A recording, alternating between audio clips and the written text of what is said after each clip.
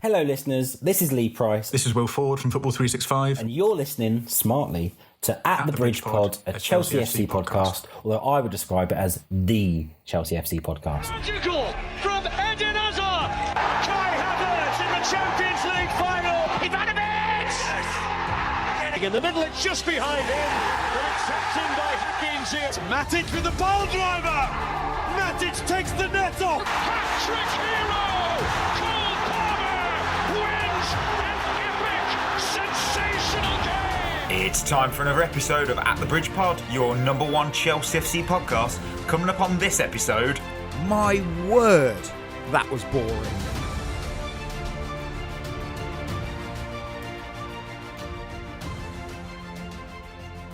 Oh, welcome back everyone to another episode of At the Bridge Pod, and I'm your host Mike, and I'm joined in this virtual room roaring with one lion, and that means it's always when it's one lion, it's always Chris. Monday Sean and Monday. Just Chris, what was your moment of the weekend? Football, I'm sure there was something.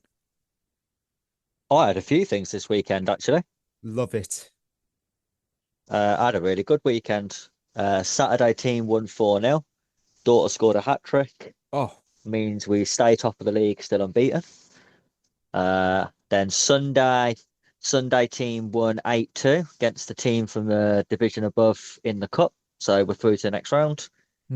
And then we had our girls' Sunday team Christmas get together. Did laser tag, bowling. Nice. Secret Santa. It was really, really good. That's pretty cool. I, as listeners knew, if they listened on Friday, Thursday even, headed into Worcester, took in the Victorian Christmas market. It was delightful, absolutely delightful. I got some brownies and blondies and some presents. I had a fantastic cappuccino. I couldn't have been happier. It was absolutely lovely. It really was. It was a bit of rain at some point, but other than that, it was really good. And I got parking. That's always important. It's always important to get your parking. Football-wise, do you want to talk about the intense, absolute fucking fever dream that was the World Cup draw? That was absolutely... You had the YMCA, village people. I remember them from being a child and doing the dance at the any disco. You had a Peace Prize given out, which should have probably gone to a kids' football coach somewhere where, they're doing it with community and where maybe in a conflict zone or whatever, but no, they just gave it. Johnny gave it to one of his friends, and you had chants of USA, Mexico, Canada. You had Wayne Gretzky pronouncing North Macedonia as macadamia. It was just an absolute fucking, what a fucking mess. You think, Mike, I'm sure some of your American listeners would disagree. From the Discord reaction, nope. A lot of our American listeners in the Discord were pretty much like, what the fuck is this? It was... bad. It was so fucking surreal. That's all I could say. It was like, if you'd have took an hallucinogenic drug, it wouldn't have matched what that draw was. It wouldn't have matched it. It's absolutely insane. Have you seen the kickoff times? In the UK? 9. I don't think I'll be watching many of them if they're like 2 a.m. No, do you know what? I don't think many people will be watching many of them. To be honest, it's in Europe. I think it could be one of the lowest watched World Cups ever. That would suck. It's like Scotland. Scotland are absolutely buzzing to be there, and they get to play Brazil in a World Cup. It's on at 2 a.m. Wow. On like a Tuesday. Yeah. Good luck with that. I did write down some of the pronunciations. So Wayne Gretzky went with Macedonia, Jordan, and Krakow. And dude, I'm not being funny. Jordan. I'm not being funny here. You know what you're about to do. This is a huge event. It is a huge event. Millions and millions and millions are watching. It wouldn't be hard to just look through the list of teams that you think, I don't know if I can pronounce that properly, and do it. I feel like he just turned up and went, oh, fuck, what's this? You are absolutely right. Some of them are forgive, right? But how has he never seen the name Jordan before? No, I don't know what's worse, that or the fact Rio Ferdinand tried to do some banter. It's just like, this is don't. Oh my word, this is painful. It's not even, it's so bad it's not funny. It's like, this is Oh my word. Oh, look, nails on a chalkboard. You're like and I don't even think he knew how the draw worked. He went, yeah, Uzbekistan can't go in this group because of Europe. What? Why can't they go in that? Why? I'll give up. We'll find out in 300 and odd days. Do you know time. what?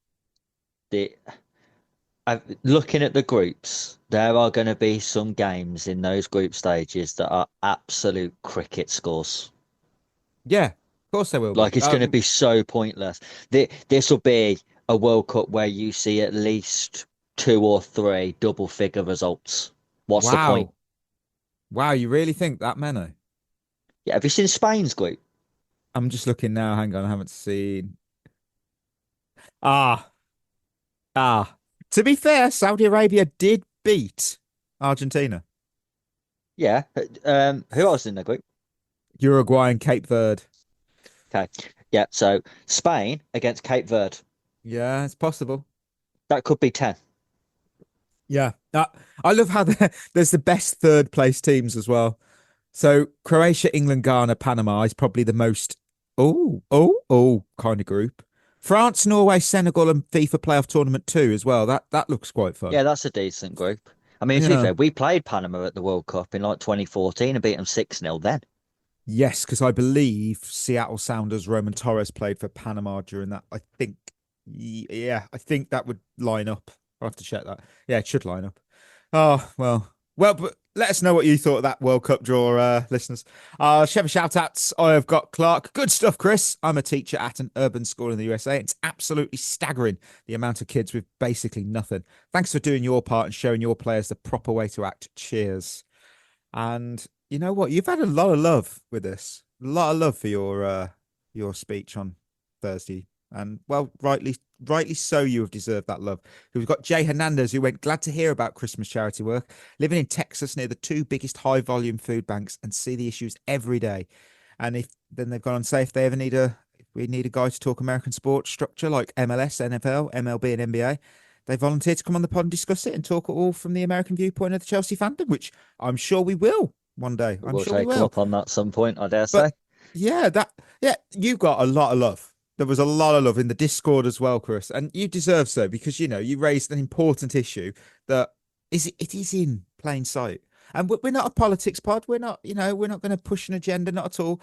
But there are things that we do seem to miss in general life, and it's right under our noses. And something even behind a smile can be difficulty. So yeah, let's look after each other, I say, and we champion that, and I know our listeners do. Look after each other, check in. And Mads, I love when Mads drops a message. Hot take from the Danish Chelsea, trudged through another drab performance, looking like a team that collectively forgot which direction the goal was. Fofana was poor. Spent the match defending with no conviction and looked like he'd rather be anywhere else. And old Sanchez was back. His passing was so bad it felt like he was waging a personal vendetta against every Chelsea fan. Enzo Fernandez happily joined the disaster parade, trying those fancy Armour World Cup winner passes. Even with the A-team, we struggled. That's a spicy one. There's a bit in there. I'll touch on that in the actual winners and losers. I disagree with on that. There's something there. I'm like, There's something there I disagree with too. So yeah. Whoa. Well, we'll see. We'll find out. We'll find out soon. But thank you for your reviews, thoughts, and everything else. If you want yours read out on the show, head to Spotify, drop a comment on the episode. We'll make sure to shout you out on the next one. So with that, let's hit some news. Really drab until I realised the FA Cup draw happened moments ago. The main news I actually put on the board was one news story was Lille's Ayoub Bouaddi is being courted apparently by several Premier League clubs, including ourselves. And Lille's management want to extend his contract to sell him for more than 50 million euros next summer. Oh man, I haven't heard courted in a while. That's usually something you do when you're trying to, your partner, your future wife, your future husband, you court them, not a football. Look, I'm a big fan of this guy. We discussed him actually back in May of this year when we ranked every wonder kid that we could sign, and nothing I said then has changed for me. I think he'd be a good signing, and I see him as a good signing because I feel he'd replace Romeo Lavia, who we now know has unfortunately no return date due to his latest setback. And look, we've gone there. Better to move Lavia on loan next season, get that fitness back up, bring in Bouaddi as his replacement. Who knows? who knows? We don't know what's going to happen with ourselves if we get transfer banned or whatever like that. But anything like that before I quickly let's look at the FA Cup. What do you think? No, I agree. I think he would be a good signing. I think he's a good young player. It's just another case of you bring in someone in, will he play enough? As we're seeing with Andre Santos, really, it's staggered minutes, and I don't think it massively helps development because Santos, I think, has been good in his appearances this year, but still not the Santos that we've seen at Strasbourg. Which again probably is down to the Premier League being a higher caliber than Ligue 1. But at the same time, it also because he was a regular player in that team and played every week, and I think that's what you need sometimes. Yeah, that's true. We are also heading to Sydney for a pre-season tour. First time I don't think we've been to Sydney in ever. I mean, we might have. We're usually in America, because obviously We are normally in America, yeah. Yeah, we're off The to women are going as well, aren't they? I know, that was really. I like that. I like it. Yeah, Very I like unique. that too. It's unique, but I like it. That's going to be Western Sydney Wanderers, Spurs, and then an A-League Women All-Stars against the Chelsea Women. So that'd be quite interesting. And look, well, the FA Cup draw, I haven't seen any of it. We have Charlton. I know that. Anything else standing out from this draw? Pompey Arsenal, that's kind of a retro throwback. Charlton away is never going to be easy. Oh, Man United have got Brighton. Oh, there's something. Nah, there's nothing there. Look, honestly, I think Charlton is a nice fixture. It's still away, so that's going to be already tough. Don't underestimate any team, I say. Yeah, we should have enough to go and beat Charlton. But Where then are they? They're in the Championship, aren't they? depends. No, League One, aren't they? No, they're 17th in the Championship. Hmm. They're on the back Yeah, of 4 losses in a row. Oh no! Oh, they got to so get we that. They got to get that form up. Yeah, get that form up, otherwise we'll come and lose one now. Oh no, no, we can't. No. Well, I haven't looked at their fixtures. What's it? What is it? They've got before they play us. It doesn't actually show us before they play us. Oh, there's. Oh, they've got to play Coventry again. Oh no, this could be bad. Yeah, before us, they've got they've got Borough, Blues, Oxford, Norwich, Pompey, Coventry, Blackburn. Yeah, you guys start getting some form, lads. No, we Yeah. can't have that. I love the FA Cup. I'm hoping for some excitement. We'll see. We'll see. Right, we'll go straight to Kingsmeadow corner because, oh dear, We have Chelsea to. women. We do. They took on Everton at Kingsmeadow, and it ended 1-0 to Everton. And for some reason, I wrote 1-1. I'm thinking that was hope. That was hope. I think my quickfire winners and losers is not actually. It doesn't exist. I just went. I don't have a single winner. Not one. No, there was no winner. Oh No man, winner from this game. I think for me, Chris, the winning streak didn't just end; it collapsed, and it was how it collapsed. Which this is what blew my mind. We took 30 shots in 90 minutes. 6 were on target. 15 sailed off into the abyss. 9 got blocked. And then the next stat, the corners. We had 18 corners and not one with any real quality. There was not one that you could have said, "Oh, there's a chance." Now, I mean, for a squad with this talent, this pedigree, all those stats are unacceptable. And in the WSL, look, you never ever know. We've shown it ourselves. But with the gap now at 6 points behind City, I feel like the grip on the title might have slipped. I really do. I really, really do. I don't. What did you make of it? I'll be amazed if we win the league from here. We're not playing well enough. It's not the fact that we fell 6 points behind. It's the fact that we are 6 points behind and we haven't played well in the league for months. So it's a real concern. I think Sonia's really struggling now to get a tune out of this team. You shouldn't be failing to score at home against Everton. No. We was a little bit unlucky, a couple of ones off the post and then the one cleared off the line, sure. But everyone's goals have dried up. Yeah. Like, there's no one in our team who's scoring goals. Aggie started the season absolutely on fire and then got that injury and hasn't quite been the same.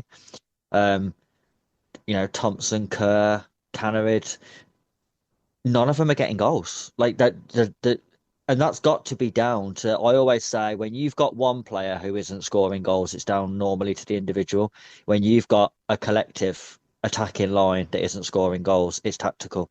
There's something wrong with the build up, or the way you're asking them to play just isn't getting the best out of them. And we always knew that the unbeaten streak, sorry, was gonna end like this, and we knew it was going to be a 1-0 in a game we failed to score in because we kept winning games 1-0. That wasn't enough. This season is the first time in a long time I've seen a Chelsea team that you wouldn't be scared about playing if you was an opposition defender, because we just don't strike that fear in anymore. Like that last season under Emma Hayes, the home game where we won like 8-0 to claw back the goal difference to give us a chance of winning the league. Yeah. This team couldn't do that. It just couldn't. They don't have that sort of ruthless streak in front of goal. It's too passive. It's too slow. It's everything really that you wouldn't want at the moment. And Sonia has got to turn this around real quick. Yeah. I get that losing Myra Ramirez was a monumental blow. I understand that because she does change everything about how we attack. She's amazing. On her day, on one of the, if not the best strikers in the world. But the players who needed to step up haven't, not even close. And we're very rare. I don't think on this show we've ever had to be critical or criticize the women's team because it's just been such a machine. But we're now facing a summer of big questions. We've got Sam Kerr, we've got Beaver Jones, Macario, all out of contract. We've got Brighton, Bronze too. Right now, the only renewals I would even consider are Aggie and Kat Mack. And that's not a dig on Sam Kerr because she's top class. She's also our top scorer, I think, equal. So that might be a bit foolish of me, but she might want to move on. I don't know. The weird thing is because of this pre-season tournament, we've got Ellie and we've got Sam, who are the Australians in the team. Yeah. I wonder, that kind of makes me start to do some 4D chess and think that Sam Kerr's going to be here anyway. I don't know. We'll see on that. I think Kerr will sign a 1-year extension. Wouldn't be a surprise. I think Aggie will. For definite. I mean, another one who I don't know how we've managed to let her run her contract down to the last year. I mean, Hannah Hampton as well. She's on one. Yeah, what are we doing though? Like that's really I mean, it just comes back again, doesn't it, to that stupid quote of Chelsea wasn't run very well on the business side. Oh yeah, because we're brilliant now. No front of shirts wants us still, and allowing players to run their contracts down to the last year. Brilliant. Yeah, I think speaking of Aggie, she did start the season on fire. 4 in her first 4. Since then, though, 1 goal contribution since September, and it was the assist against Barcelona. And for a player of her talent and the expectation, that's not good enough. It's just not. She's a top player. I remember you going, she will be leading the England line. I agree. Where's that player? I miss that player. And across our last 5 games, we've been so poor. Barcelona was a bright spot. I can't say it's not. But it was in a sea of underwhelming performances, especially in the WSL. We have been so poor in the WSL since, I'd say, September, when we beat West Ham like 4-0. That was the last time I thought, well, okay. I think that's the only game this season where we've looked anywhere near Chelsea level. I think the rest of the season we've looked bang average. Chelsea women have incredibly high standards, and in 25-26, the team is not meeting those. And it will mean big questions at the end of the season. Who stays? Who goes? Who do we bring in? There's a lot of players that I think that I'm going to miss because, you have memories and you attach to them. Gura Wrighton. I mean, that woman, incredible. But she's now 31. And also there is rival at the moment. You've got news that the NWSL and Trinity Rodman, it's not going too well. There's all of a sudden we've heard links of Chelsea. Whenever you hear that, I already think there's something working there. Because why has it been brought up? Is that an agent? Is that a club? Is that a brief? I think we're moving into like a transitional period as well, where those players that was like the sort of poster people of the Emma Hayes era will have naturally started to age out, and the team's got to evolve and those players will be phased out or moved on. And it's not going to be just a case of, oh, well, okay, you take Millie Bright out, you bring in Germa, who is extremely talented and really highly rated, and she'll just slot in and replace her straight away. Because you have to realise that it's not just on the pitch that these players are replacing those other players. They're replacing them everywhere in the dressing room, day to day around the place. It's so hard, and it's very rare that you see a team who has had that many winners when they move on continue to be as successful with the players they've brought in. We've seen it in the men's team. Cech, Terry, Lampard, Drogba, Ashley Cole. When they moved on, we brought in players who was very talented, but they weren't them in so many different ways. They weren't those players. So the success does dip a little for a while until you find the right players to bring in. When we brought in then the likes of Fabregas, who again was a winner. It's like it's an attitude thing, it's a mentality thing that you're trying to replace as well. So it's going to be really, really difficult. So that's why I do give Sonia some leeway in terms of I think she is guiding the team through this transitional period. But I just think on the pitch, she's got to let the reins off a little. I think she's stagnating the team by just trying to get them to play in a way that I don't think she has to. She's very, very cautious, I would say. And I don't think you have to be in the WSL. And I think that's what she should have took from what Emma Hayes had done before her. That in the WSL, when you've got a squad as good as ours, you can be more open and expansive because we'll outscore teams even if we do let in some goals. True. Let us know what you think, listeners. We always want to hear your thoughts, and especially on something that's rare for us. We're being, critical and negative about the women's team. Very rare. Very rare. Hopefully that turns around this week. Right. Well, this is going to be positive. It's time to head to winners and losers because we headed out on down the road south to take on Bournemouth. Chelsea's late November swagger, Barcelona conquered, Arsenal matched with 10 men, evaporated the moment December arrived with its yearly sense of doom. A loss at Leeds, then a goalless shrug at Bournemouth, and suddenly the Blues are 8 points off the top, staring up the table like someone left behind on an escalator. Enzo Maresca, ever zen in the storm, insisted the title race is still a multi-team traffic jam. But this was the first time since August Chelsea forgot how to score a goal, with Cole Palmer returning to the 11 and offering the influence of a damp matchstick. The real gut punch, though, was Liam Delap's shoulder giving up the ghost. The striker trudged off with his shirt turned sling for a team already craving a number 9. The timing was cruel. Bournemouth pressed like Leeds 2.0, forcing Chelsea into some jittery moments, while Robert Sanchez handled danger with his usual icy calm. Chelsea created more after the break, Enzo, Neto, Palmer, Garnacho, but ex-Blue Petrovic denied them all, including Garnacho rattling the post. A point is not a disaster, but in a weekend where Arsenal slipped, it felt like Chelsea left the door open and forgot to walk through it. December strikes again. Oh, Bournemouth 0, Chelsea 0. That was a game that happened this season. Well, we'll be back on Thursday where we're going to discuss winners and losers from, oh my word, was that fucking boring. I'm just getting that out of the way. Just straight in there. How I love this. Who have you got? And how many have you got? I've got 2. Wow. And 3. I've got 1 and 3, and I genuinely feel like I'm letting people down today because that was just so boring that it was awful. I struggled to find a redeeming quality. Like, with respect, I will be completely open here. I said on the Discord that with 20-ish minutes to go, I said, I'm going to go for a run because nothing's going to happen. It's going to end 0-0. And I know some people went, oh, it's risky. Ooh. No, came back. Nothing had happened. What the fuck? Oh, right. Well, my winner is Robert Sanchez.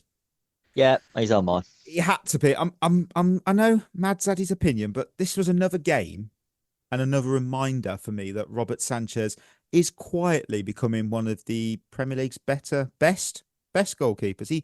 He brought up his 27th clean sheet in just 80 Chelsea games, and he absolutely earned it. He made 5 big saves, all at varying crucial moments, kept the game alive, kept us in it.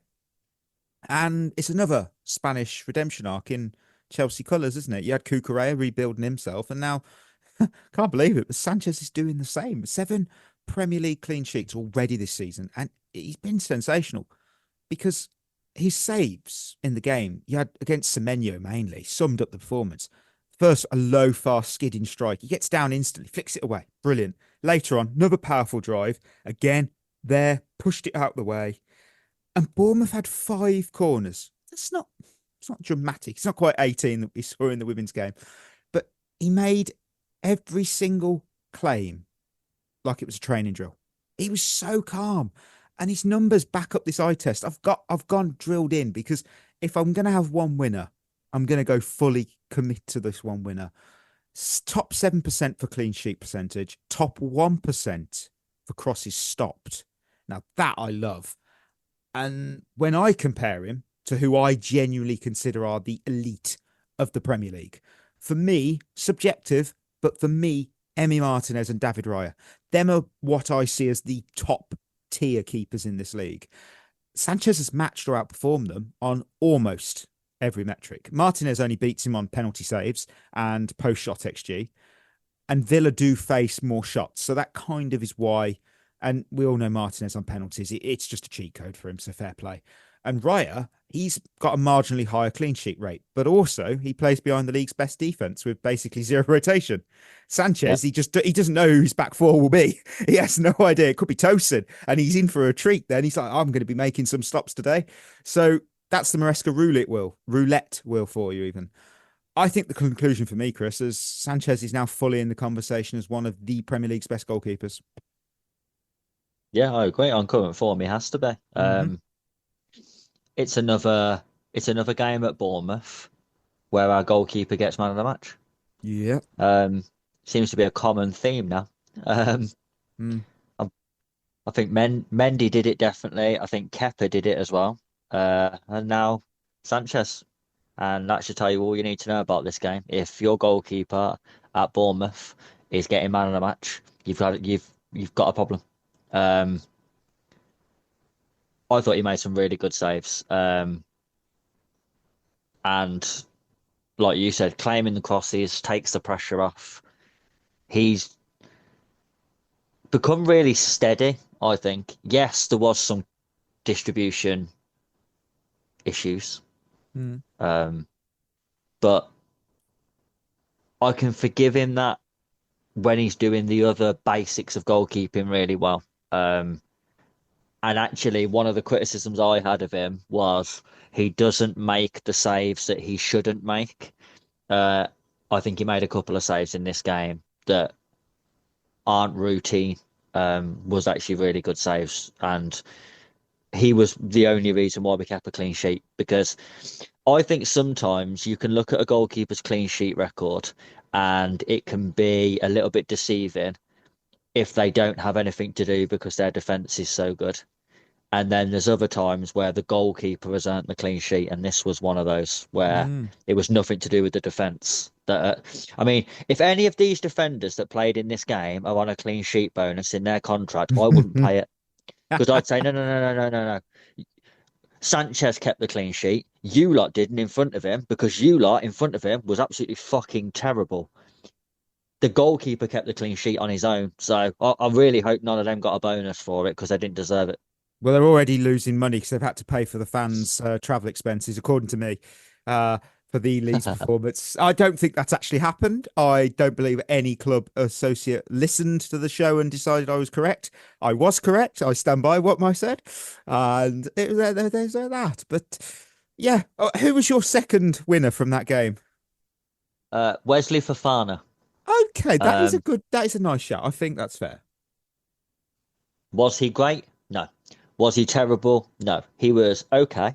But mainly he's a winner because we've seen the difference between having Fofana, even on a bang average day, to having Tosin. So, I mean, it was chalk and cheese, wasn't it? I thought Fofana was okay. I thought he won some good challenges quite high up the pitch. But you can see again that he's one of them players where I think he could be really good if he was able to play more than one game every 14 days. If he could get fit and play every week, I think he's got the potential to be like a very, very good centre back. But you can just see that because he can't do that, and he's always in and out and rested a lot, there's just like a slight lack of sharpness in his game, which is a shame really, because I do think he has shown this season that he is would be in the conversation for starting in our best back two. Yeah. We have lost so many players to injury this season already. Well, not when I say so many games lost. You've got Lavia, you had Asugo as the backup, so Caicedo would get some rest. Obviously, Colwill was massive. It's nice to have Fofana seem to be fit at the moment. I'm not in the confidence level of Reece James just yet. Has Fofana missed a game this season? I don't feel he has. Like through injury, I don't. No, not that I can remember. I think because he just gets rested a lot, doesn't he? Because he can't play. Because he gets tired or whatever. Sunderland, he didn't play against Karabag, Wolves in the Cup, Sunderland, Bayern, Fulham. No, he hasn't missed a game through injury. It's okay. It's a really good start. Considering it's no disrespect here, you made a papier mâché. You've been out for like long times. So nice to see him. Yeah, that would be nice if he can get that form back, because he does. We bought him because he has world-class potential. And let's not be too hasty. He is 24. Oh, he turns 25 on the 17th of December this year. So, oh dear. He's starting to head. He's aging out there. Yeah, he's aging out the team. We'll see. His contract ends when he turns 29. So, 28, 29. So he's got plenty of time. He's got plenty of time. And with winners.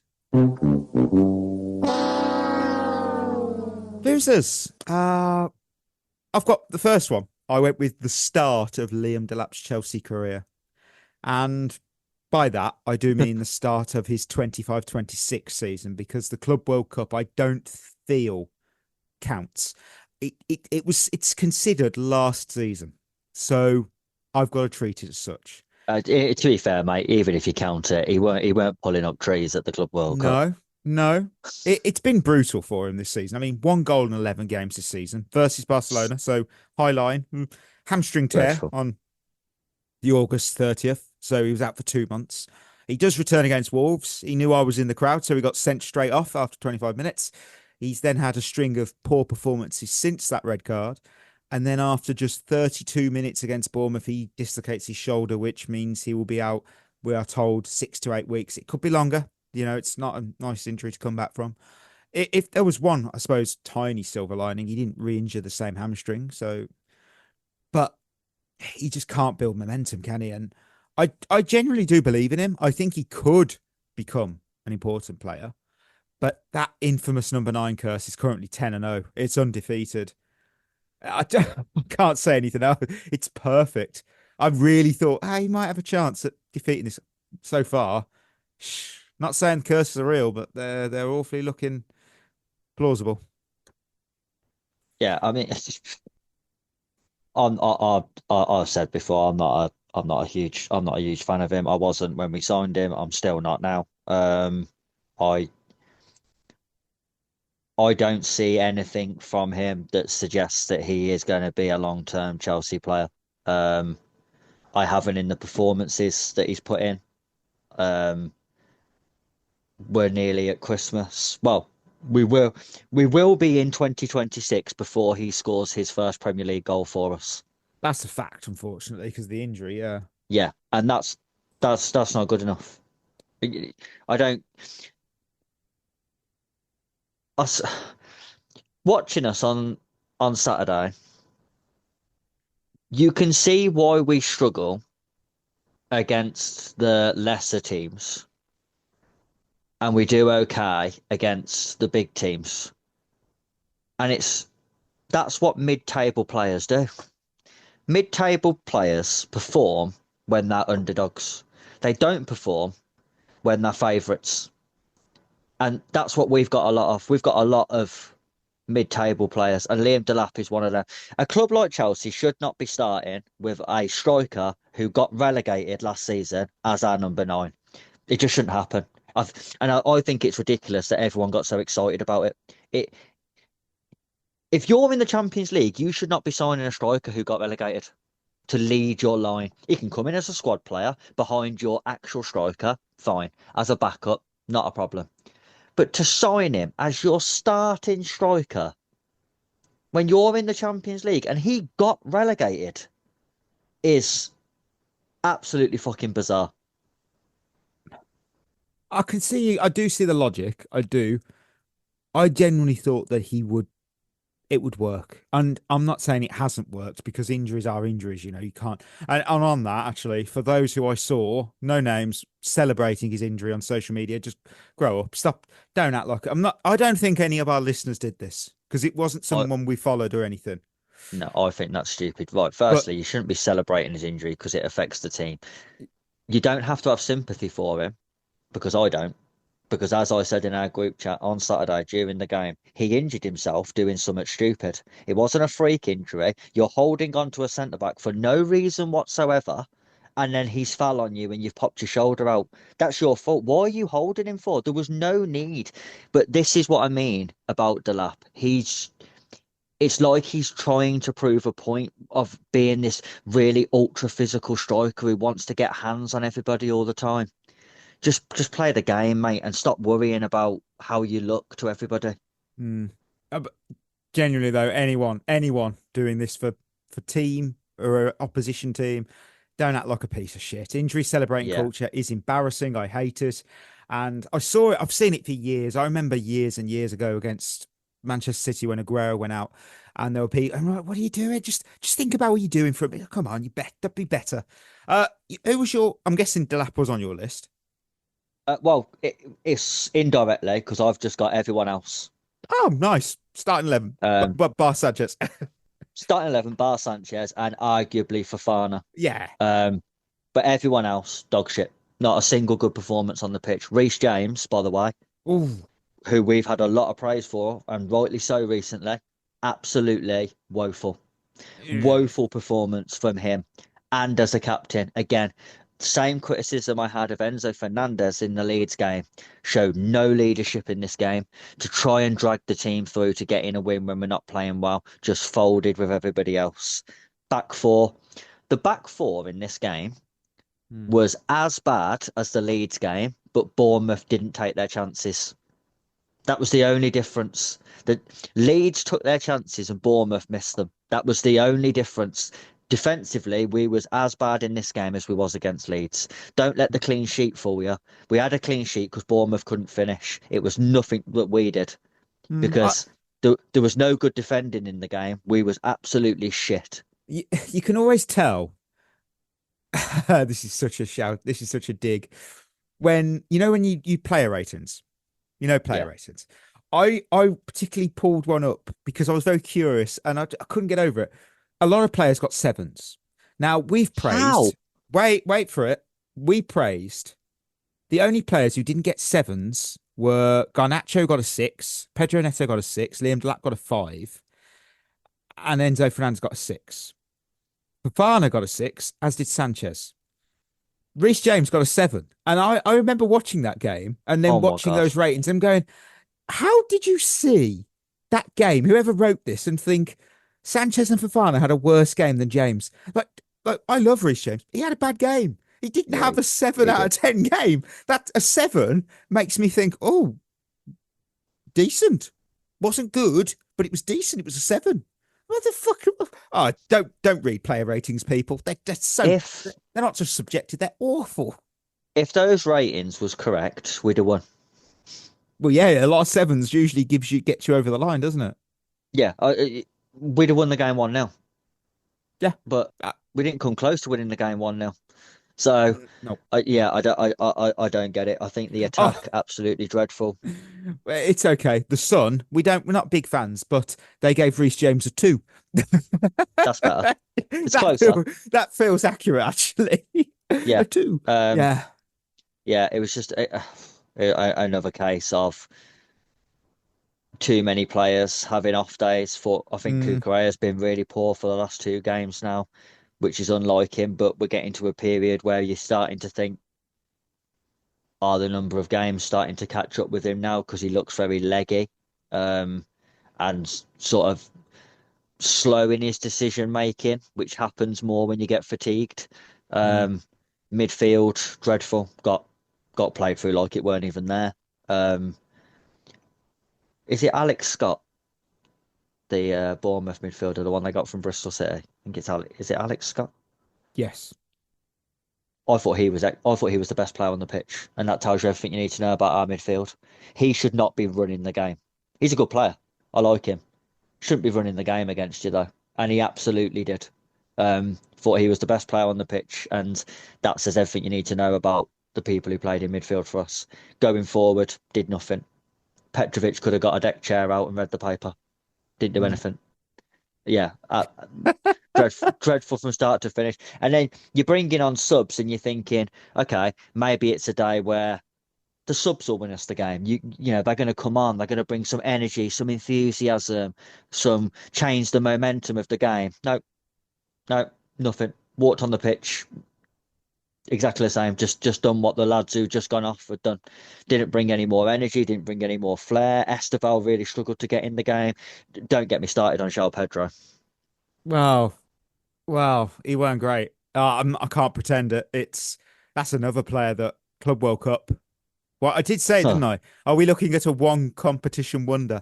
It's not helping right now. That narrative doesn't help, and I want him to be good. He's a top. He's got potential in him, and again, I didn't see it.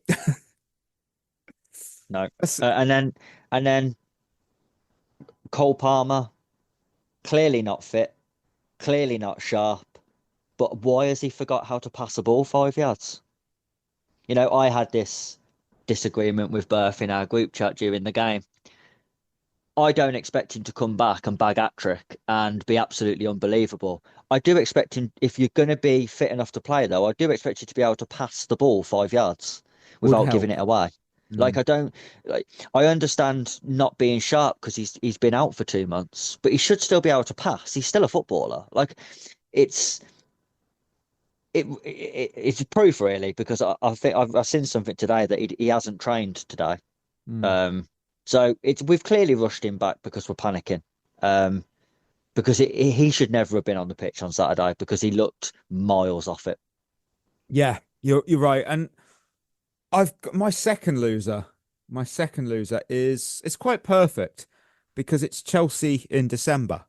And I promised Discorders, I promised I did some research. I did research here. I looked back over the last 5 Premier League Decembers for Chelsea, and it's painful reading. It's painful reading. So let's go from 2021. 2 wins, 3 losses, 1 draw. 21-22, 3 wins, 3 draws, 1 loss. 22-23, throw that out the window. There was only 1 league game. We won 2-0 against Bournemouth, but we had the Club World Cup. So that the other version of the Club World Cup. 23-24, 4 wins, 3 losses. And then last season, started it with 4 wins, then 1 draw, 2 losses. We do drop off almost every year, and not against top clubs. It's usually against teams that we should beat. Being Chelsea, we should beat this team. You look further back, 19-20 season under Lampard, 3 wins, 3 losses. Under Sarri, season prior, rare good one, 5 wins, 2 losses. That's really good. I'll take that. Perfect Decembers for us. Only 2 in the last 20 years, and that was in 16-17 and 05-06. So since 2017, wow. That's quite a scary stat. Since 2017, though, excluding that 1 game season, we've only had 3 Decembers where we've won more than half our games. Now, is that mentality? For me, no. It's more logical, I think, than that. And I did dig into potential causes behind the drop-off. Because if it was a mentality thing, we've swapped out half our squad. We know that since the Clear Lake takeover. So it's not mentality. We don't do a Spurs thing here where we bottled it again. We don't do that. So why do we crumble in December? Now, I've broken it down to 3 things. I've got injuries spiking in cold weather. That's a fact. You know, we do see more injuries in top level sport during winter months, and that there's many medical factors there. You've got what the weather does on the body when it's cold. You know, you've got naturally reduced blood flow results in stiffer muscles, stiffer ligaments. Cold weather then increases that recovery time, and you're more prone to injury. That's a fact. I think number 2 is important: fixture congestion. Yeah. Because we're a big club, we play 2 games a week, plus League Cup, and obviously you include the Europe side, so you've got quite a lot there. But those first 2 points are factors beyond our control. We can't control the weather. We can't control the fixture congestion. But what we've got to look at is we're missing key first team players from picking up too many yellow cards. So I'm bringing up the discipline now. We can control that. And we know we have had an issue with that. This isn't a this year thing. We've got these many red cards. This is a fair few years. We've finished bottom of the fair play table or near it, I think, for nearly 3 to 4 years now. That's ludicrous, you know. Yeah. Injuries as well. I mean, injuries to key stars. And look, I've said about the weather. We know that. I've said that. It impacts injury-prone players at more risk. But we've got a fair few of those, unfortunately. And with December being easily, I mean, it's a fact, the busiest month for the calendar. It's got the most games in a 30-day span, especially if you've already gone deep in the League Cup, which we have this season. This December, we play a game every 3 or 4 days. There's only between Newcastle and Villa we get that 7-day break. There are so many factors at play here. And certainly the difference in quality between our first team and backup players is a factor. And I looked at Manchester City. I kind of see them as, oh, how do they get? In 21-22, they had a perfect December. And I'll tell you why. These are the backup players they used to rotate in. John Stones, Gundogan, Fernandinho, Raheem Sterling, who was still good then, Gabriel Jesus, still good then. I think it's quite logical why we suck. It's because it's a mix of injuries, suspensions, and then that leads our backup players coming in earlier than we expect, ahead of the busy slate. They aren't really equal quality to our starters at 100%. So when they are already having some form of fatigue, even a little bit, you're then seeing a further drop-off in the quality. And then it just comes to a head where we're poorer and we don't deliver. That's what I feel I've come to a conclusion. Yeah, I agree. I don't think our squad's anywhere near good enough. I think you look at it, and I think our best 11 has got gaping holes in it that you'd replace players in the blink of an eye if you could. So the people who are sitting on the bench who aren't good enough to start over them must be pretty shit if you can't get in this team. I just think we've got a lot of same players. And it's almost like we've done that on purpose. Like, you know, you start Garnacho, fine. You start Gittins, fine. No one really cares because they're both the same. They could be good. They could be shit. They could be something in between. You just don't know. You know, I think one of the main issues that we have with our squad especially is I think if you asked 100 Chelsea fans what's our best starting 11 right now, if everyone was fit, what's our best starting 11, I think you would get at least 70% have different starting 11s to each other. And I think the best teams historically, you can reel off their best team. Maybe minus one player. It might just be personal preference, but normally goalkeeper, centre backs, centre mid, up front, that's set. Everyone knows what the best is there. Your fullbacks might change, your wingers might change based on opinion, but you look back at the best Chelsea teams, go back to our last title winning team. You could have named our best starting 11 without question. And I don't think there would have been any question over any player in any position in that team. That we had 11 players who that was the best team. And then you have people who come in, sure, but you wouldn't have said, oh yeah, I'm going to take Victor Moses out and start him instead. No. Everyone would have gone, no, Moses is the best one. Yeah. Moses is best there. Alonso's best the other side. Everyone knew what the best team was. I don't think you know what the best team is. I don't think Maresca knows what the best team is. And I think that's the issue. I think we've built a squad that's just average across the board with a couple of top players sprinkled in there, Palmer, Caicedo. Cucurella. I think the rest is much of muchness. You know, you take Chalobah out, you put Fofana in. Not a massive difference. You take Colwell out, you put Chalobah in instead of Colwell, not a big difference. You take Enzo Fernandez out, you put Andre Santos in. Is it a massive drop off? Not really. Because the level, it's not because those players are as good. It's because the level of the first team isn't high enough. It's not like an unachievable like ceiling to get to. You only need to be an average player and there's a chance you can be in the first team. Yeah, I mentioned about 2016-17 being the last perfect season, but perfect December. Can you tell me what was different about that season versus the others? Not that we won the title, but what was about it? What was different? Wasn't in Europe. Correct. We had less fatigue because we didn't. Conte wins titles with teams that are usually out of Europe. There's a reason he's known for that. And I was just looking through the fixtures now. A lot of them were, we did do in a row 3-1-0s. We had against West Brom, Sunderland, and Palace. Ironically, you've got Costa scoring in 2 of those and Fabregas. But that extra that sums it up. Quality. It's quality. Yep. World-class players win you those games. And if we had Diego Costa in our team now, not him now, like that Diego Costa. Although let's trick go, innit? If we had that Diego Costa in this team now, we beat Bournemouth. I'll say one thing. I'm looking at our bench for that 1-0 against Sunderland in December of 2016. I wouldn't say any of these are world class. Oh, actually, okay, that's not fair. There's 2 on there. You've got Begovic, Ivanovic. Now, I don't know where he was in his career then. Did he drop? Was he still pro? I think he was all right. Yeah, he was on the decline then, though. Kurt Zuma, Nathaniel Chalobah, Nemanja Matic. That's a good one. Loftus-Cheek, yeah, and Batshuayi. Yeah. To be fair though, I'm not sorry. I would take Batshuayi in this starting 11. Batshuayi in that version of him. Yeah, that version of Batshuayi in our team now is our best striker, and that sums it up. Yeah, he's better than 2016-17 Batshuayi. He's better than right now Liam Delap and João Pedro and Mark Yu. Yeah, 100%. Not even close.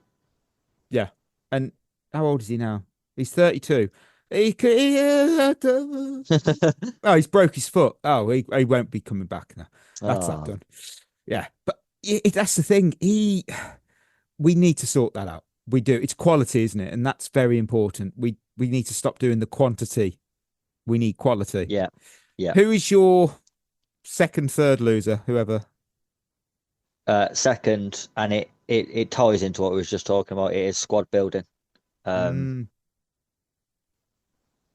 I think we're seeing it again that we haven't built a squad capable of ever winning the league because there's a lack of quality, but there's a lack of depth. As we was just saying, I think we've made some horrendous decisions as well, by the way. And, let's talk about what we was just saying then about Diego Costa during that December period in 3 1-0 wins, won us the game. In 2 of those 3 games, he won us the game by scoring the decisive goal. You look at our strikers now.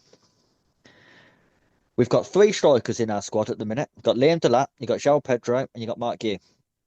Yep. They have 4 goals between them this season. And all of them, by the way, in the league. So they've got 4 goals between them. All of them are João Pedro. At this point last season, Nicholas Jackson, who a large portion of the fan base hated and said it wasn't good enough, wasn't Chelsea level quality, he had 8 in 14. He dropped off in the second half of the season. There's no argument. I'm not going to argue with that because the stats are right there.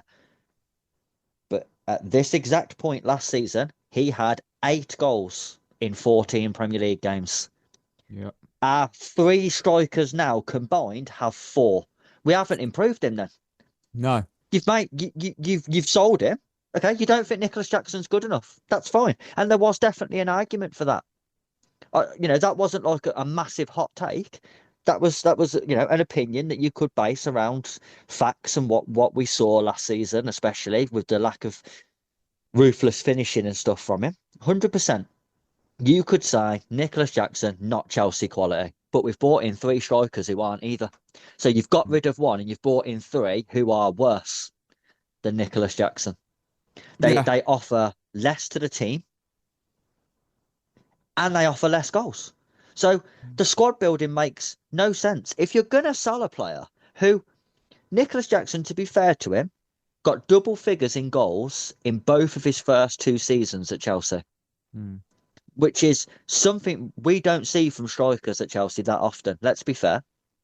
And we was just willing to get rid of him and cut him adrift because we thought he's not good enough to sign a player from Brighton who arguably isn't even a striker and certainly isn't one who's ever shown any sort of ruthless streak in front of goal. A player who's got relegated from Ipswich and then been forced to bring a young kid back who we'd loaned out to Sunderland. It's crazy. I don't mind, and I said this at the time when we got rid of Jackson. I didn't have a problem with getting rid of Jackson. I had a problem with who we was replacing him with. If you gave me the straight choice between you can get rid of Jackson and sign Delap or you can keep Jackson, I'd have kept Jackson 100% because he had proved it at Chelsea that he can get double figures in the league for this team. Yeah. He got assists. He linked well with Palmer. He offered a lot to the team aside from goals. And now we've got strikers who aren't doing any of that. They're not even doing the stuff without the goals. They're offering absolutely nothing. And I just don't understand how you can have this model of signing all these players and we haven't stumbled across the most important player on the pitch because Sanchez has improved massively in goal. So you'd argue at the minute we don't need a goalkeeper. He would be adequate at the moment. But everybody knows you will win nothing in the Premier League if you don't have a centre forward. Arsenal have proved that for the last few years. Yeah. You look at their team and you look at their performances and you think they should have won the Premier League. They should have won the league, no doubt. They should win the league this year. They won't because they haven't got a striker. Gyökeres isn't looking like it, is it? No, because he's been absolutely dog shit. That's the thing. And the reason why we won't do what we want to do is because we won't beat the teams down the bottom when they make it difficult and you just need to get the 1-0 and get out there with the win. Because we haven't got anyone in our team who will regularly in those games score a goal out of nothing. And that all comes down to the bizarre squad building decisions that we keep making. Yeah, I'm pretty sure I got a Quaresma's question on it. That's why I don't want to go and lead in with it. Let me have a check. Yeah, I'll wait. The Quaresma's question from John. You know who you are. That'll be teased for later. I'll do my third and final loser. I've got the first week of December because it's a rough one. It really is. Losing to Leeds, drawing with Bournemouth at the exact moment that Arsenal, City, Villa and Everton all win, obviously in the week. Obviously, Villa winning against Arsenal on the weekend as well. It's just nightmare timing. A week ago, we were 3 points off the top. Now, Arsenal 33, City 31, Villa 30, Palace 26, Chelsea 25, Everton 24. Oh, a bad run next game and we could slide to 8th. That's a painful swing in a week.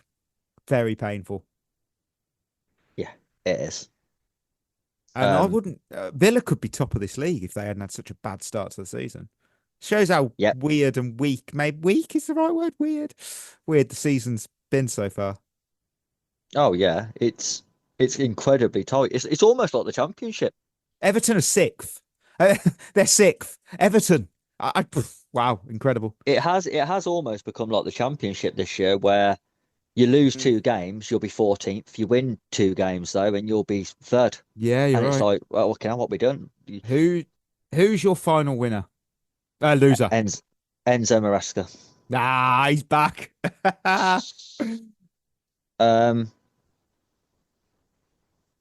I've got him on here really because we beat Barcelona, Mm. we drew with Arsenal, and was in a title race. Um, and then he came out and said that we was in the title race, and I really liked that because this time last year, if you remember, he kept playing it down, and that didn't Yeah. work. So this year we ran with it, and I thought, okay, he's learnt there, and he's jumped on the hope with the fans and said, yeah, we are in it. Why not? And I really liked that. And then he absolutely killed all the momentum by picking that team at Leeds. Mm. And the stupidest thing you can do during this period is fuck about with your team too much and kill your own momentum. Because there's a game every 3 days, you don't have time to recover momentum. Whatever you start as, that's how you'll complete the month. And now we've started with a loss and a draw, a shit draw. That'll be the month now. We might pick up one win and then it'll be draw, loss, draw, win, lose. And it'll be like, oh great, another shit December where you've completely fell out of everything. Brilliant. Well done. Yeah. That Leeds game after the Arsenal result, that's the game you go full strength for. You beat Leeds and then you can rest for Bournemouth. Because it's different then, because you've still got that momentum going. And even if we was to draw to Bournemouth, you think, okay, that would be good win, good draw, good win, a draw, not a problem. No one's talking about a shit December there. Everyone's going, well, it's all right. We've got 4 points from our first 2 games in December. That's not too bad. Yeah, and then you're you right. look at how the other results have gone as well, and you think, okay, yeah, that's not too bad because Arsenal have lost. But to go from at the final whistle against Arsenal being in the title race to now 5 points behind third, what are we doing? Yeah. Yeah, you're right. Spot on. And, you know, we can talk about Maresca till we're blue in the face, but the reality is he did this. He killed the momentum by picking that team against Leeds. If you're going to rest, you don't rest that one. You rest the Bournemouth game. You earmark Bournemouth as that's the game we could afford to rest players and drop points in because it would have been good result, good result, good result. Okay, slightly poor result, fine. And then we just get back on it again. Good result, good result, good result. Fine, not a problem. But he's murdered it. I tell you what, this game on, I think we play Wednesday, don't we, Champions League? Yes. That's massive. If we lose that, you might as well write December off because I don't see us winning a game then. Wow. Because Everton are in good form. So that's not going to be easy now. Oh, we play tomorrow. Sorry, we play tomorrow. Oh, that's even worse. We've had even less rest. What a turnaround. Fuck me. Yeah, he'll probably rotate again. Well, Fofana won't play. Nope. No way Fofana plays that game. So Tosin's coming in. Brilliant. No. Reece James probably won't play. So we could quite easily go there, lose again. Then you're looking at Everton and you're thinking, well, that's going to be tough. Maybe get a draw, but that'll be shit because we're at home. So that'll be shit. Everyone will see that as a shit result. Then we've got Villa. Then we've got Newcastle. You fucked them. And you can beat Cardiff in between in the Carabao Cup, but no one's going to care because Cardiff are shit. So I just don't understand the thought process behind his team selection sometimes is absolutely baffling. And then it's just a real alarm bell that he's done exactly the same this year as he did last year. Good start to the season, fell away in December, didn't recover it until May, where then we spammed our way into the Champions League. I don't think we'll be that lucky this year because I think the league's too tight. If we wait till April and May to try and get in the Champions League, I think we'll be done by then. We shall see. Drinkwater Discorders, your winners and losers. We've got T Foley with loser, all of us watching. I couldn't agree more. Yep. DeFreezy with winner Sanchez. Yep. And we have a Alanos who went winners, Tosin for not playing. Sanchez for several decent saves and somehow keeping a clean sheet. Garnacho for being our biggest threat the whole game. Petrovic for showing us what we are missing. Fofana for demonstrating why he is our best fit centre-back. Losers Maresca for not reacting to the Leeds result correctly. We all knew Bournemouth would start with an insane high-tempo press and try to force an early goal, and we got let off massively a few times by tight VAR calls and lucky ricochets. Delap for being generally useless. Palmer for being a spectator for most of the hour he was on the pitch. We got visibly better once he went off, despite the replacement being pretty anonymous too. Yeah, it's not great. It's not great, is it? So let's have a look at our good old Lion picks from the weekend. There's a screen. There it is. There's the sound. Not good. It's not good, people. Chris, you had Reese. I had Palmer. Wheel went Mark you. Back-to-back no winners there. Back-to-back. Now that's awful, isn't it? It's pathetic. I can't even say. I can't even defend it.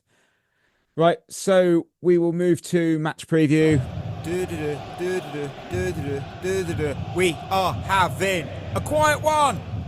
Atalanta, Champions League, currently sitting 12th in the Serie A, 3 wins, 7 draws, 4 defeats. 10th in the Champions League table, 3 wins, 1 draw, 1 defeat. Recent form, 1 win, 4 defeats. Oh dear, they are not in good form, and none of their players are impressive. There you go then. I would say though, I would say 23-year-old left wing back Nikola Zalewski is a player to be keeping an eye on, and might just score against us. Last time we got beat by them was never, because we've never played. Got to pick a Lion. I'm going to go Jamie Gittins because I know he'll play. I know he'll play. The rotation roulette really gets me every time, but he'll play. So I'm safe. You know what? I was going to go Chalobah because he'll play, but I'm not so sure. If he goes hosting a Bouaddi Shield again, I'm not watching it. No, he wouldn't do that. Well, wouldn't he? No. The wheel has gone. Enzo Fernandez. Fucking hell. Will he play? They have took a risk. Will he play? Andre Santos and Caicedo I can see playing because Caicedo's suspended, so it's likely Caicedo plays. Yeah, that's true.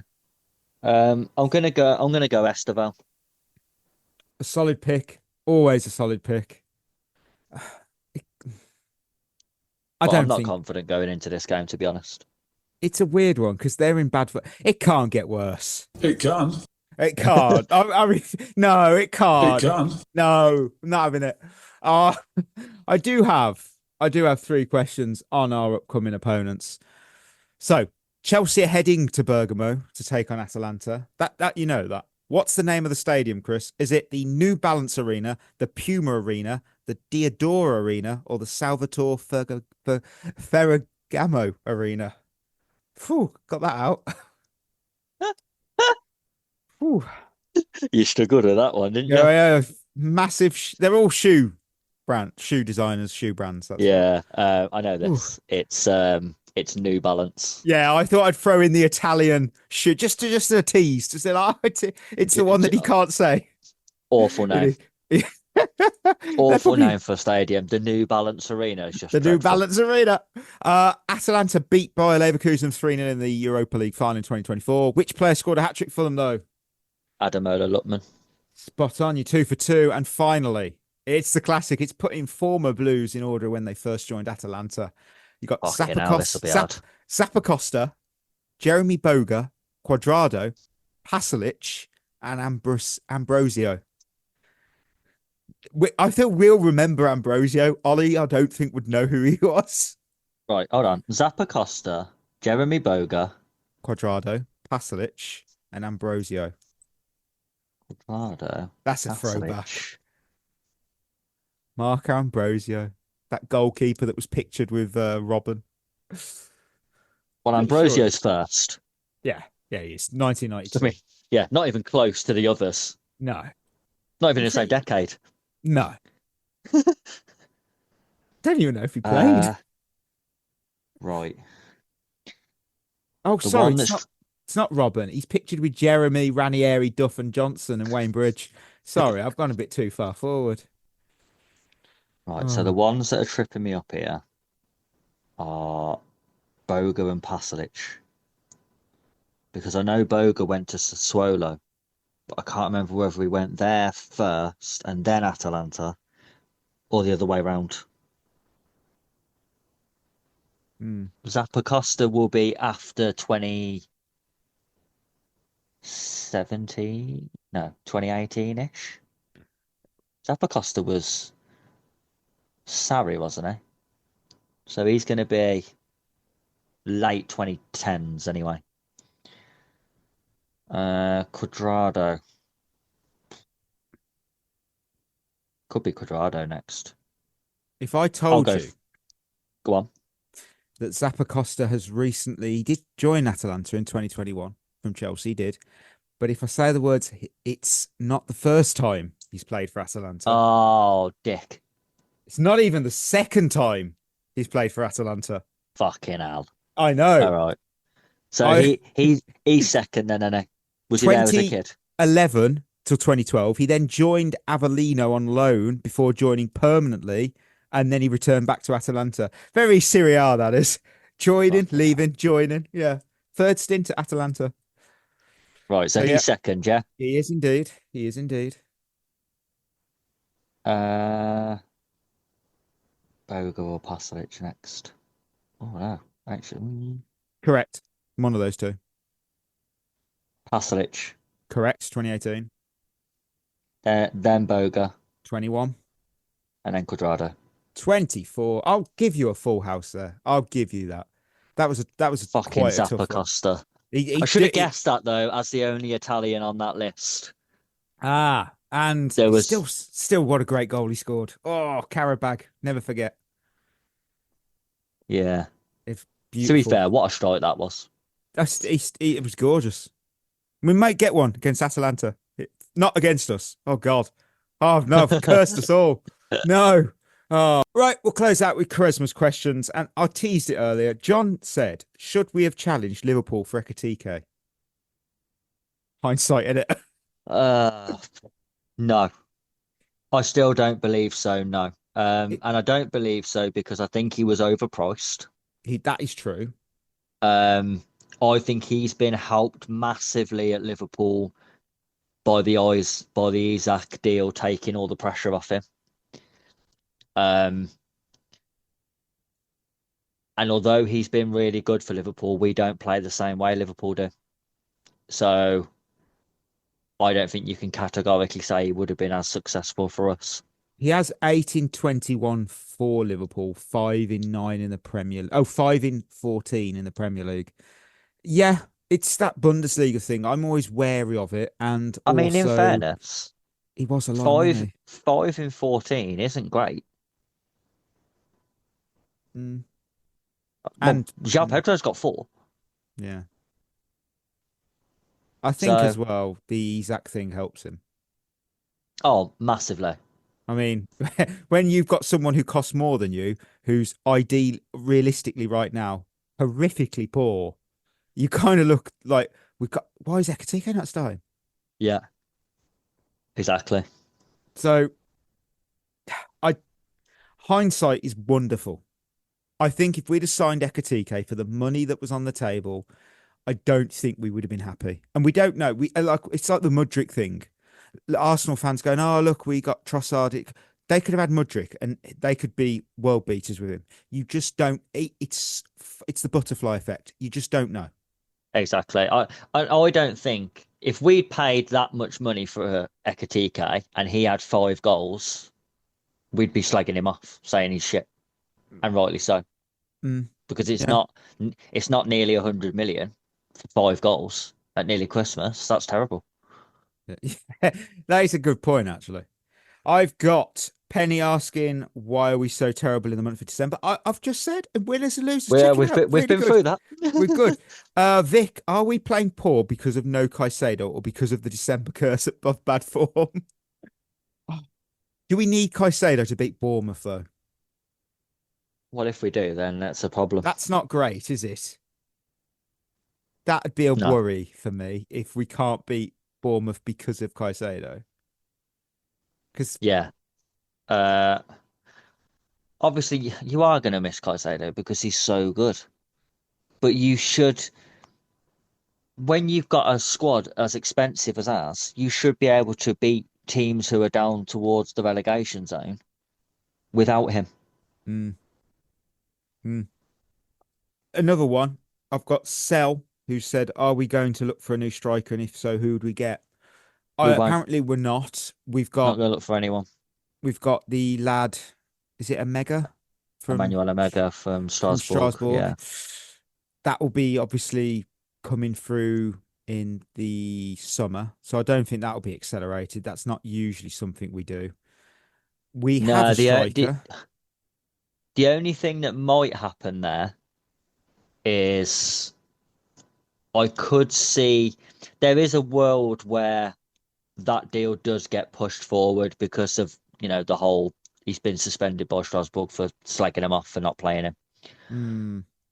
So there's that issue going on there. So if that's fractured the relationship there is a chance we could take him in January, I guess. But I mean, again, does he come in and save our season? Most likely not. There's a striker in Liverpool that doesn't want to be. There's a striker. I saw so many people go, "Bring him home." I was like, "Well, hang on a minute. If we're going to say Salah going home, it means he's going back to the Swiss league to play for Basel." Yeah, because that's his original club, not Chelsea. Not really, not Chelsea. I see Basel. Ideally, we have a player. He's called Nicholas Jackson. And I know you're going to go, what? No, but he's clearly not going to get signed by Bayern. They don't want him long term, but the relationship seems to have been completely destroyed there. So that's screwed. And again, from all sides, it's frustrating because the fact that if it's done and we're selling him, brilliant. We now have goods that we don't want. They don't want to be at our club. That reduces the value. Well done, Chelsea. You've got a player there that you could have sold. You could have sold him. We were saying it in the summer. He's now in that echelon of 60, 70 million pound striker because of his goal ratio, double figures to 2 seasons. Well, now we've damaged that because we haven't got Marina anymore who can get rid of Diego Costa for profit when Diego doesn't want to play for us and only wants to join Atletico. We don't have that benefit anymore. We'll struggle to get 40 million for Jackson now. That's the issue. If that was the case, I would say get round the table, build the bridge back, mend the bridge. I'm telling you right now, though, I think Jackson's relationship with Chelsea ended when Pochettino got sacked. Yeah, I remember the outpouring of respect and love that Poch got. Yeah, which I kind of get from Jackson's point of view, but at the end of the day, like, you are a professional, you've got to put that aside and just get on with your job. But then I don't think it helped by the fact that I don't think him and Maresca ever got on. That is. So that doesn't help either. It's not like I think it could have been fine. Jackson still would have been annoyed about Poch getting sacked, but I think if we brought in someone who really got on with him the same, then I think he would have just got over it. But you could tell, I said it plenty of times last season, you could tell that relationship between Maresca and Jackson wasn't right. Yeah. I've just randomly popped up on my feed. Now, I don't know if this is just wording on the article about the pre-season tour in Sydney. And it says, for our women's team, this will be the first time playing Australia where we will go up against the A-League Women All-Stars. The encounter will feature Sam Kerr and Ellie Carpenter facing their Matilda's teammates. That's an interesting... Is that a throwaway line or is that the sign that the deal has been done? I would suggest that's probably a throwaway line where they've just included the 2 Australians we've got at the moment. Bloody AI again. Oh. Yeah, well... That's ChatGPT, that is. Damn it. Oh, man. Right. Oh, well, there we go, listeners. It was sort of positive in the end, sort of. Oh, well, we're at the end of another episode. Another week where we don't do the Stampwell collection. Oh, the Sidwell collection, even. But thank you for tuning in. Before we go, don't forget, we're proud part of Head in the Game, the mental health charity football support wellbeing community. Find out more at headinthegame.co.uk. Treat yourself well. We'll be back on Thursday. We've got Chelsea win. When do they play in the Champions League? Is that Wednesday? Yeah, must be. Got Roma. I know that bit. Yes, Wednesday. Roma. Oh, that's going to be big. Maybe we'll get some form. Get some... Roma are third from bottom. They've only got a point. Oh, my word. We've got to... confidence. Stamford Bridge. We need both. We need both Chelsea teams to win this week. Yes, correct. 100%. 100%. So treat yourself well. We'll be back on that Thursday. So until then, that'll be us signing off. You've been listening to At the Bridge Pod, a Chelsea FC podcast. Follow us on Twitter and Instagram by searching for At the Bridge Pod. And if you're listening on Apple or Spotify, leaving us a review is always appreciated.